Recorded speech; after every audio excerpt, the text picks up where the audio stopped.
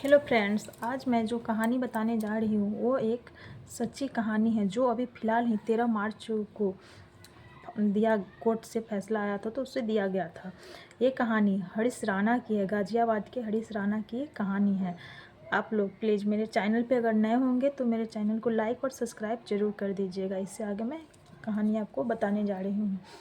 एक कहानी हरीश राणा की है। एक दिन हरीश राणा एक बार वो जा रहे थे रास्ता में तो उनका एक्सीडेंट हो गया और एक्सीडेंट इतनी बुरी तरीके से हुआ कि वो बहुत ज़्यादा उनको सर में चोट आया और बॉडी पूरा अच्छी बुरी तरह से उनका फ्रैक्चर हो गया। वो उनके लोग जब उनके घर पे खबर गया तो उनके घर के लोग हॉस्पिटल में लेके गया और उनको वहाँ पे बहुत दिनों तक रखा, लेकिन वो कोमा में चले गए। बहुत दिनों के बाद उनके घर के लोग ने उनके सब अपने घर पे उठाकर ले आया। उस टाइम में वो 18 साल के थे जब उनका एक्सीडेंट हुआ था। उसके बाद वो 11 साल तक वो उनके घर के लोग घर में रखा। बहुत सारे जो होते हैं लोग अपने बच्चे के लिए मन्नत मांगते, पूजा पाठ बहुत सारे किए। हर दिन एक नया उम्मीद लेकर सब ये करता था कि आज ठीक हो जाएगा, कल ठीक हो जाएगा, लेकिन वैसे करते करते कई सालें बीत गए, लेकिन हरीश राणा ठीक नहीं हुए। फिर उनके घर के लोग का ये मानना था कि उनका एक और बेटा था, वो भी 28 साल का हो चुका है, कि इसका भी शादी ब्याह करेंगे और माँ भी बुजुर्ग हो गई है कि कल हम लोग नहीं रहेंगे तो इसका सेवा कौन करेगा, और कल की बहू जो आएगी वो तो इसका सेवा करेगा नहीं, और हम लोग किस मुँह से बोलने भी जाएंगे। और अब हरीश राणा की माँ को भी अगर उसके घर में कोई नहीं रहता था तो माँ को भी उसके खाना खिलाना, वो उनका बड़ी कोई काम नहीं करता था। बस उसके माँ को भी वो ना तो खाना मांग सकते थे, ना बोलता था, कुछ नहीं करता था। जब खाना खिलाया तो खाया नहीं। हर एक बॉडी में पाइप लगा हुआ था जिससे उनको खाना भी खिलाया जाता था और साफ भी करते थे।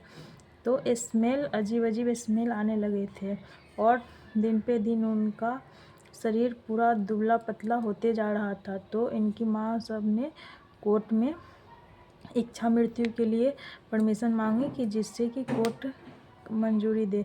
आज तक इंडिया में इच्छा मृत्यु का किसी का भी आज तक नहीं, इतिहास में आज तक नहीं हुआ था।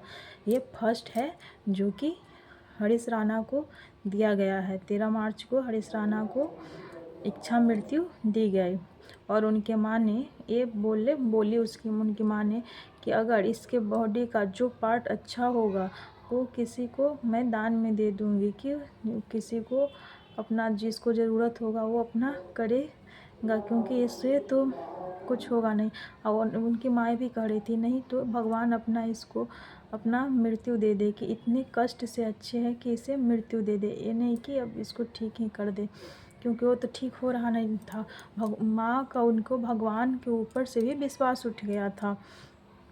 ऐसे बुरी तरीके से है। आपको मैं हरीश राणा की पूरी डिटेल्स में कहानी बता रही हूँ। वो बचपन से बहुत ही खेल कूद में बहादुर रहते थे, लेकिन उनके बचपना थोड़े ही जैसे ही वो बड़े होते हैं कि एक एक्सीडेंट में उनकी इतनी बुरी हालत हो जाती है। और उनके माँ बाप का 2 भाई रहते हैं, जो एक भाई उनका बड़ा है जो अभी उनसे छोटा था, जो अभी तो हरीश राणा को इसलिए इच्छा मृत्यु दे दी गई। उनके घर के लोग ने मांग की थी कोर्ट से, तो कोर्ट ने स्वीकार किया। ऐसे इतने दर्दनाक थे कि जज भी रो पड़े हरीश राणा को देखकर। और उनके अंतिम विदाई में उनके बहन लोग ने उनको बहुत अच्छे से पूरा स्वागत करके और भगवान को ये बोले कि मेरे भाई को अब माफ़ी दे दीजिए, और हर एक चीज़ को जैसे विदाई दिया जाता है वैसे करके। और उनकी बहन लोग ने अपने भाई को और उनके माँ बाप ने विदा किया अपने बेटे को।